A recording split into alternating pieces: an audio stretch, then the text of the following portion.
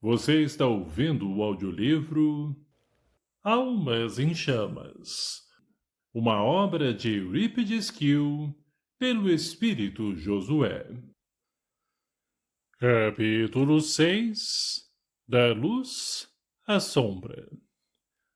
No plano material, muitas são as formas pelas quais se obtém energia. O calor, por exemplo, resultante do fogo, alimentado por uma infinidade de materiais combustíveis. Da mesma forma, muitas são as condições que levam as criaturas a perturbações psíquicas.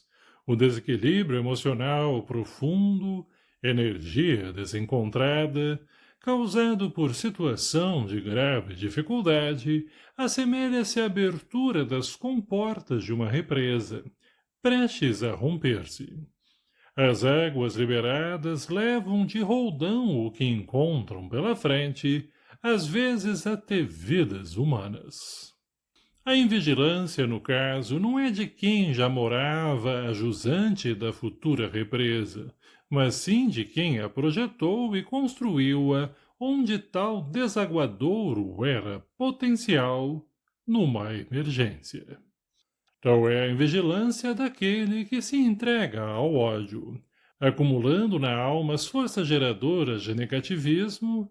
Para escoá-las, terá que liberá-las, abrindo as comportas da vingança, causando devastadoras inundações nos remansos íntimos da harmonia e do equilíbrio, provocando desastres imediatos, para si e para outrem.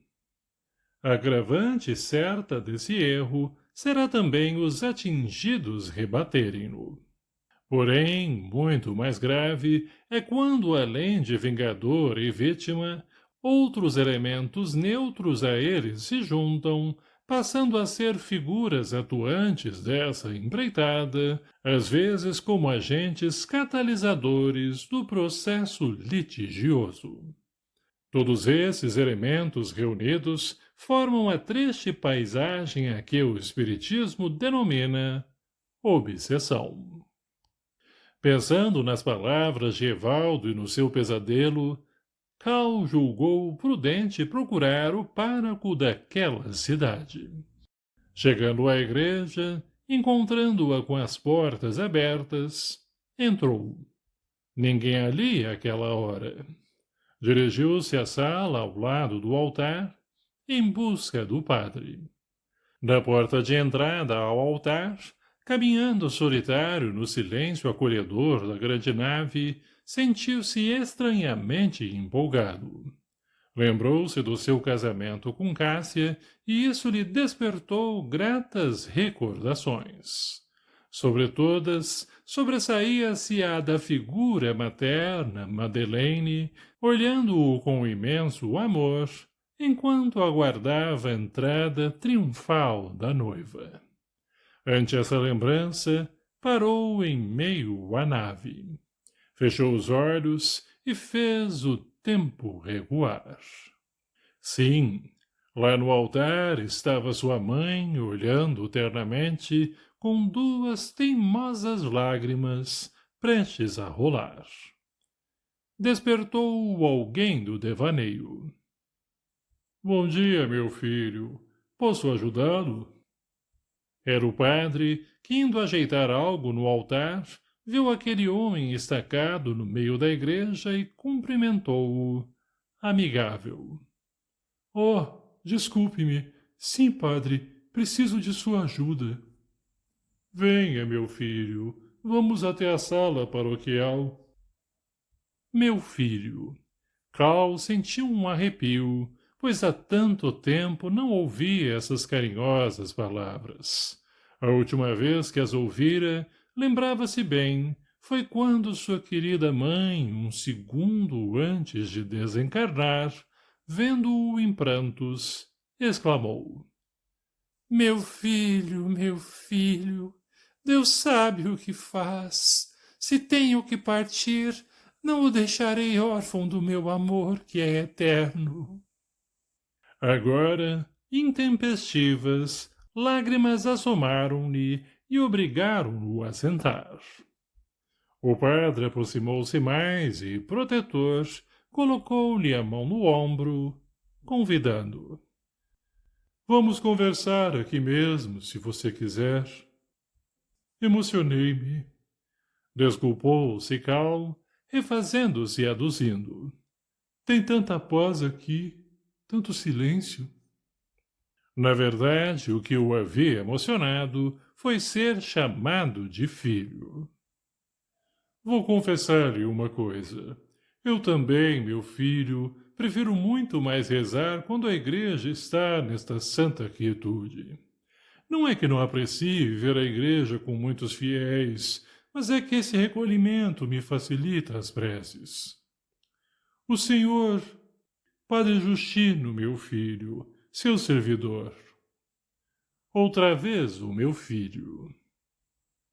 Padre Justino, estou trazendo uma fábrica para aqui e gostaria que o senhor fosse levar uma bênção nas obras.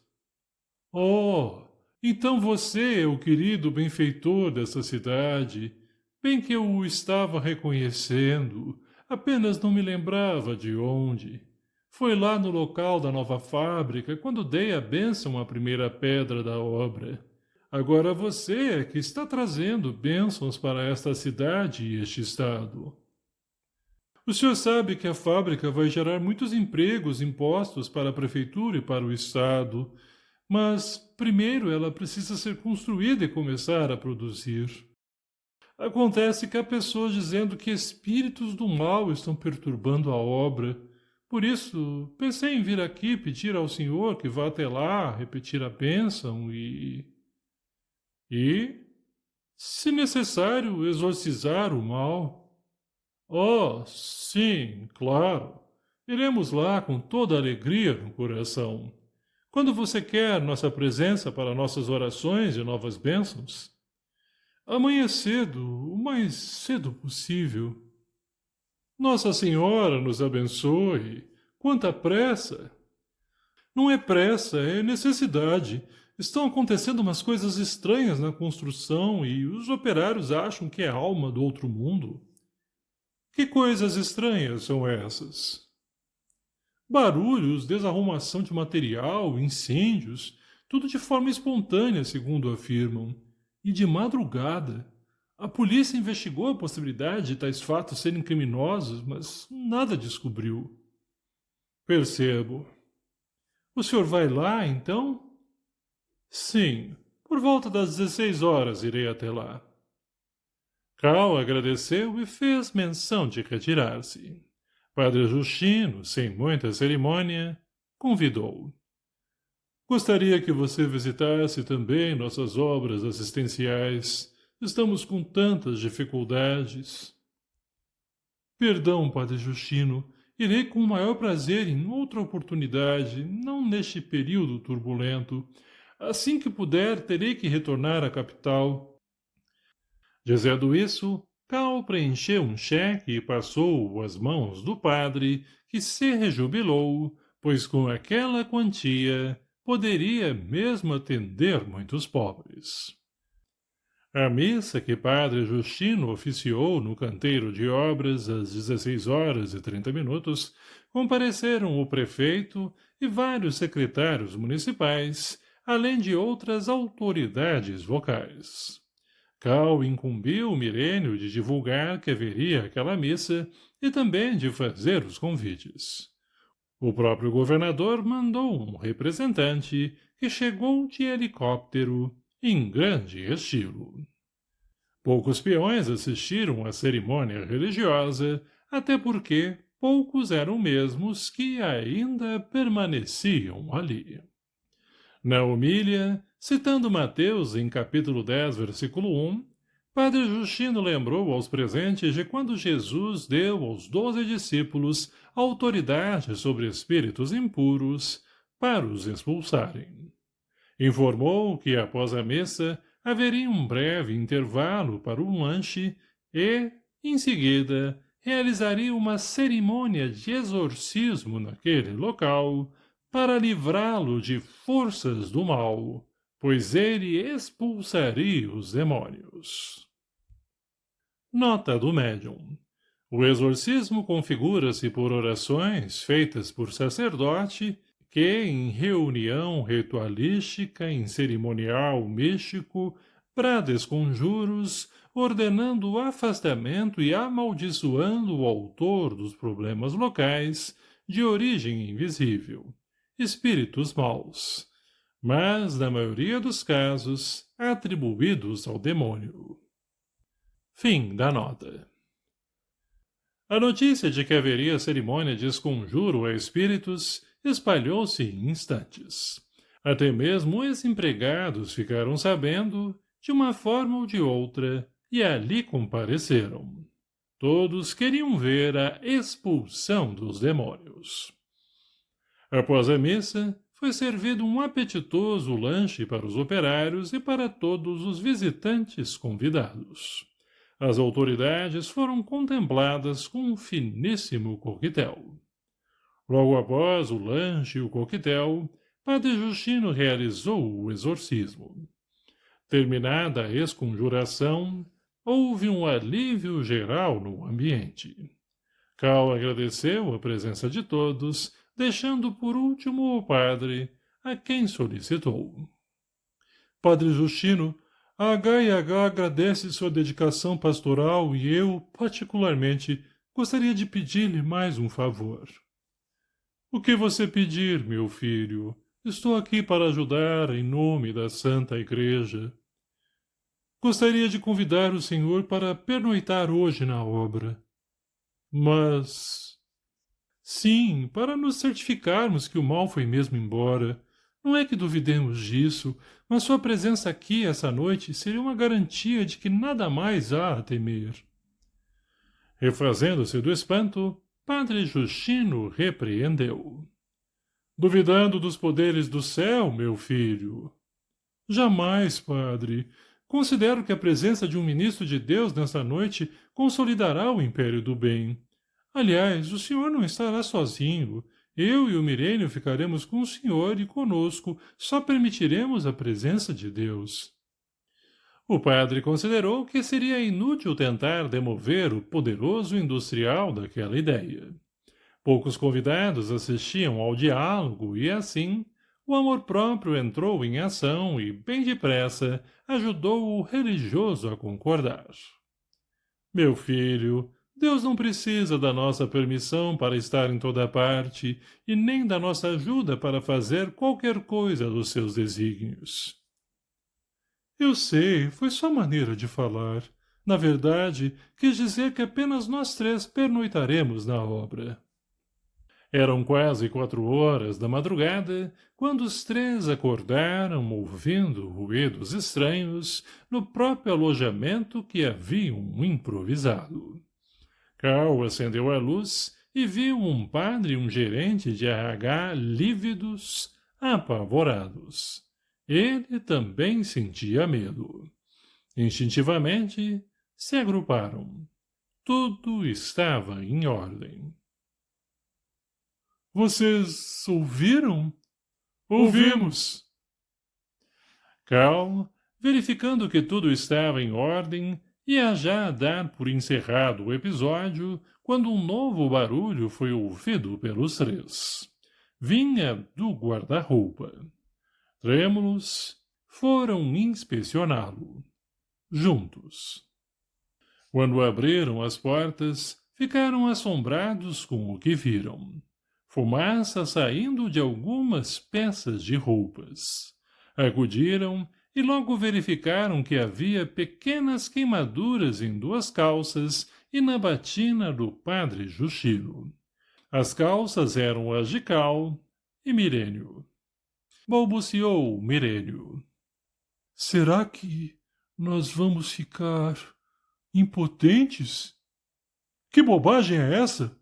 Gritou Cal, irritado. Os peões foram embora quando as calças deles foram queimadas bem nesse lugar das nossas. Temiam não ser mais homens. Deve haver algum defeito na eletricidade. Justificou o padre Justino, aproveitando-se para ir embora, pois teria que consertar a batina para a missa de logo mais, às 6 horas. Antes de retirar-se, realizou mais 2 ou 3 orações.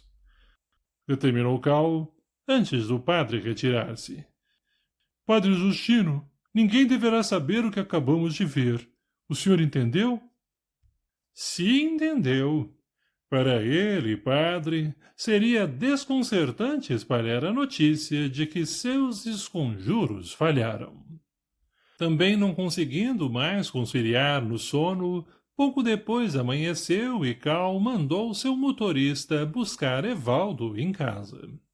Antes dos peões chegarem, designou o engenheiro para se responsabilizar pela obra até novas ordens. A seguir, retornou à capital, levando Mirênio com ele, no que acertou, pois tinha percebido que o gerente de RH não tinha tarimba para tratar com operários humildes. Sobre aquela noite, nenhuma referência. Notas do médium. A. Em O Livro dos Espíritos, questão 477, Allan Kardec perguntou: as fórmulas de exorcismo têm qualquer eficácia sobre os maus espíritos? Responderam os mensageiros de Jesus que auxiliaram Kardec a codificar o espiritismo. Não. Estes últimos riem e se obstinam quando veem alguém tomar isso a sério. B. Em O Livro dos Médiuns, capítulo 9, número 132, item 13º, Kardec questiona: haverá meios de os expulsar, aos espíritos de lugares assombrados?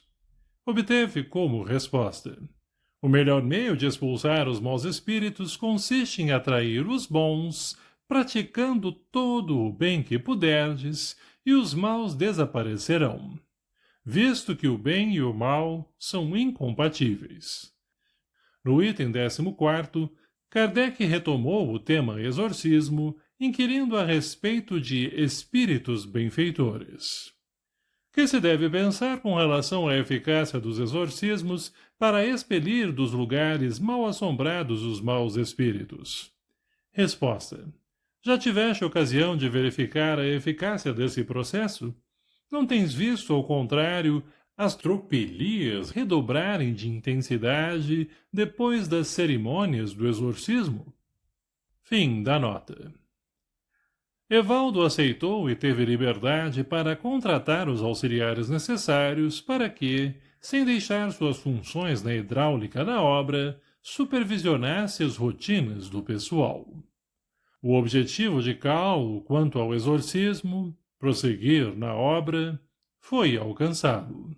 Logo pela manhã, grandes filas de candidatos a emprego se formaram à entrada da obra. O fato de nenhum outro acontecimento sobrenatural ocorrer foi creditado ao exorcismo do padre Justino, mas, na verdade, 2 foram os fatores que para isso contribuíram.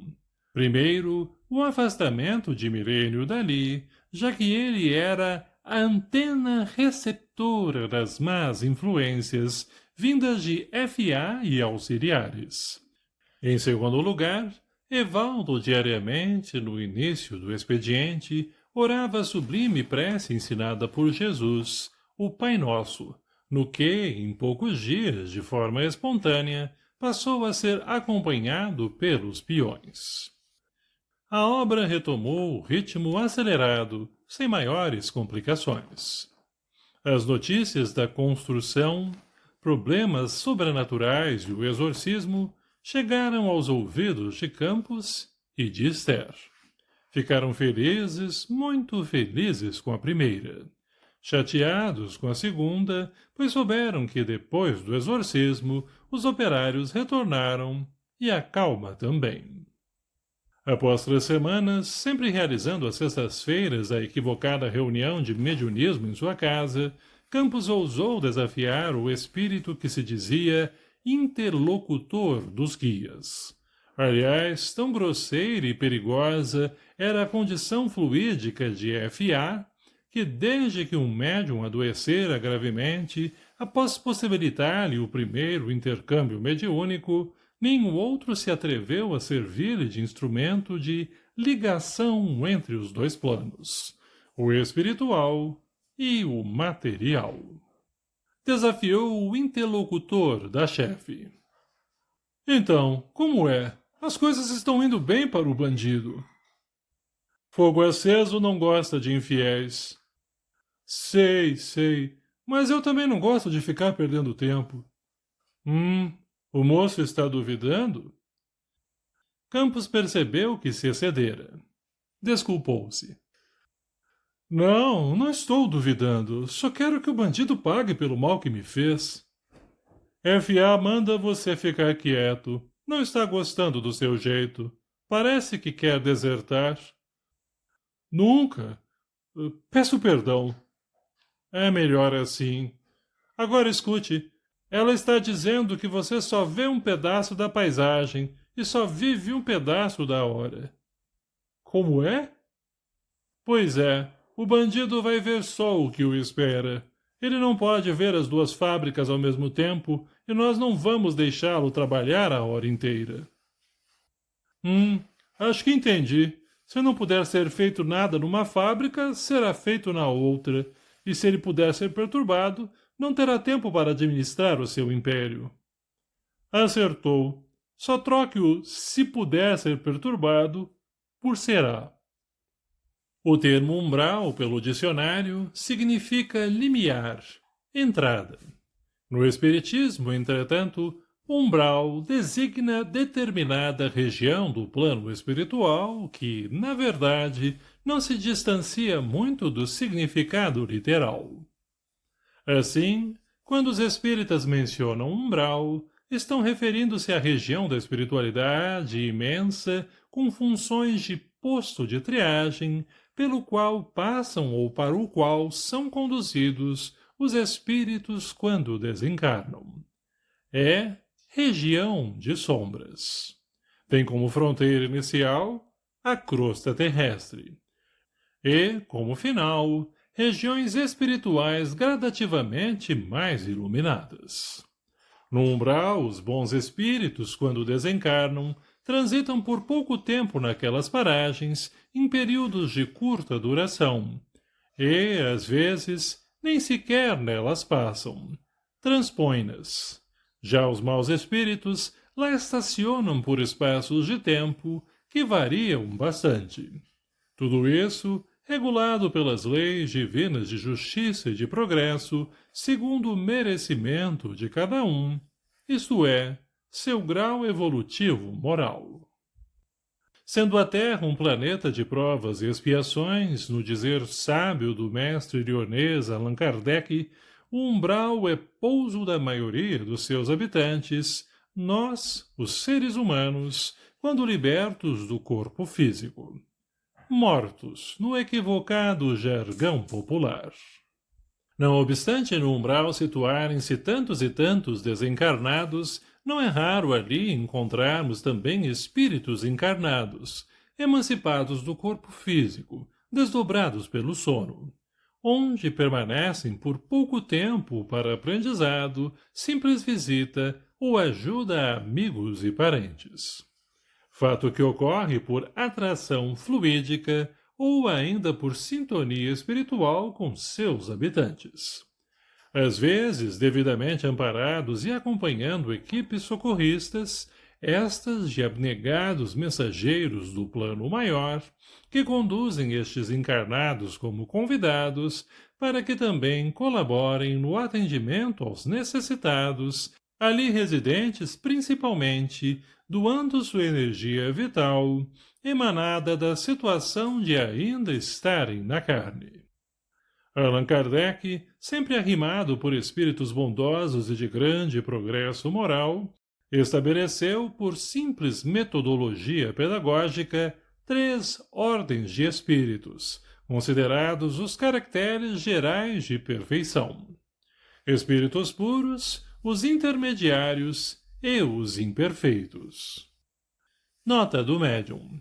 O Livro dos Espíritos, parte 2ª, capítulo 1, 96 a 99. Fim da nota.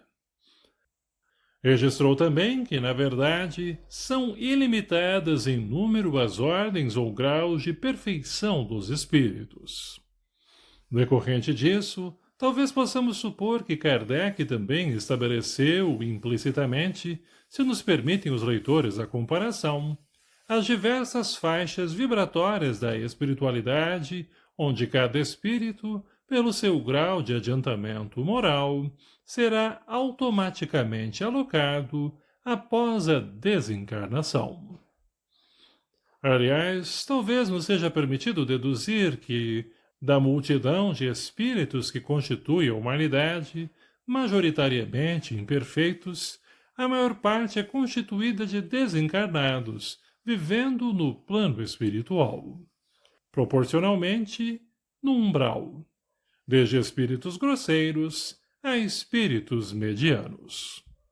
Ainda em termos de adiantamento espiritual, há espíritos de tanta rudeza e cristalização no mal que nem no umbral estacionam, ficando chafurdados dos pântanos ou grotões do plano material, por vezes até sob a crosta terrena. Temos, assim, o umbral como uma segunda área de vida para os homens, após a desencarnação, desde zonas com alguma luminosidade até porções sombrias, sendo que nestas a bênção do sol inexiste, face barreiras mentais de rejeição erguidas por seus infelizes residentes. Luz e sombra, pois, formam simultaneamente a paisagem umbralina. Deve e precisa ser dito em alto e bom som que no umbral a movimentação permanente de espíritos adiantados, os quais, quase sempre em caravanas, deixam a paz de onde se encontram e vão, quais bandeirantes da caridade, nas zonas de sofrimento. Sabem esses missionários que os espíritos pouco evoluídos não conseguem jamais ultrapassar a fronteira vibratória que delimita o território umbralino que lhes é afim. Não ascendem aos planos iluminados, pois não teriam mesmo condições de ali estacionar, sendo quais peixes fora d'água. Já os espíritos adiantados, esses podem descer às regiões menos felizes, o que fazem por caridade, eis que têm a capacidade de diminuir seu tônus vibratório. Muitos deles, quando vão às regiões sombrias a que nos referimos, despem-se do seu conteúdo luminoso, fazendo-se por vezes passar por um dos habitantes daqueles espaços. Isso fazem com a finalidade única de ajudar. Sempre ajudar. Não é raro, pois, que com esse procedimento tomem conhecimento detalhado do que está sendo tramado, fato que é de fundamental valia para o auxílio incessante que é ofertado em nome da caridade de Jesus. Tal socorro é diretriz divina. Deus, Pai amoroso, jamais abandona nenhum dos seus filhos, permitindo e mesmo incentivando aqueles que já usufruem da paz ou da felicidade, relativa ou completa, repassem-nas aos irmãos que vêm à retaguarda do progresso moral em duras provas. Os socorristas têm, pois, por meta, imitando o bom pastor, salvar as ovelhas desgarradas. Assim como Jesus exortou Simão Pedro a tornar-se pescador de almas, vão esses abnegados protetores, voluntariamente, levar o bálsamo das claridades evangélicas nas zonas purgatoriais, onde a dor impera. Não desanimam nunca, qualquer que seja o resultado. Esse é um dos mais lindos ângulos da caridade, quando alguém abdica da luz e mergulha na sombra, exatamente como Jesus tanto exemplificou. Qualquer espírito encarnado ou desencarnado, desde que seja voluntário e que para tanto esteja devidamente preparado moralmente, pode acompanhá-los. Na seara dos espíritos, o espírito Jules, um dos seus residentes e responsável por um departamento assistencial, após terminar a reunião que dirigira, atendeu Madeleine, que havia solicitado uma entrevista. Nota do médium. Seara dos Espíritos. Cidade espiritual descrita no livro O Prisma das Mil Faces, do Espírito Claudinei, psicografia do médium desta obra, 1994. Editora Fonte Viva, Belo Horizonte, Minas Gerais. Disse Jules a Madeleine: "Oh, querida irmã Madeleine, que Jesus a abençoe." Jules, Deus seja louvado. Que abençoados ares a trouxeram desta vez à seara dos espíritos. Imagino, se me permite adivinhá-lo, você, como sempre, vem ofertar trabalho em prol de irmãos necessitados. Na verdade, sim. Só que desta vez é o coração de esposa e mãe que me impulsionou, pois Helmut e Karl se envolveram em perigosíssima teia, tecida por ódio e vingança, como sabemos, fruto de longas desavenças. Jules abraçou a servidora bondosa, que por incontáveis vezes ali prestara a bênção do seu trabalho socorrista, aliviando espíritos sofredores, desarvorados uns, dementados outros. Madeleine tinha alto conceito e muitos créditos junto aos dirigentes daquela benemérita instituição espiritual. Lágrimas daqueles dois amigos eram luzes que lhes saíam dos olhos. Sim, sabemos do envolvimento deles com forças negativas, terríveis. Levando um consolo inicial a Madeleine, adjuntou: "Sua presença mostra bem a inexistência do acaso. Nossa reunião de há pouco tratava justamente desse caso." De Helmut e de Karl? Não apenas deles, mas de toda uma estranha movimentação que está ocorrendo em algumas áreas umbralinas, por sinal, áreas das mais tristes. Seu marido e seu filho, de forma invigilante, se deixaram envolver por comando hipnótico cruel e estão sendo tristemente manipulados. É sobre isso mesmo que queria conversar com você, meu caro Jules. Vim em busca de sua sempre ponderada orientação, mas meu coração grita alto que o socorro tem que ser imediato. É fato.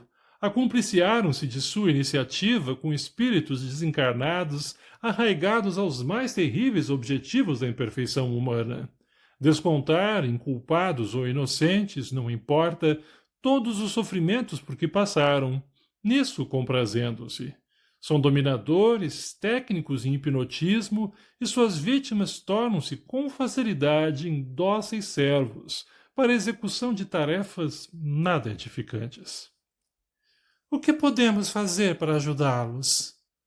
Aquilo que Jesus ensinou com repetidos exemplos: confiar em Deus e agirmos no bem em favor deles.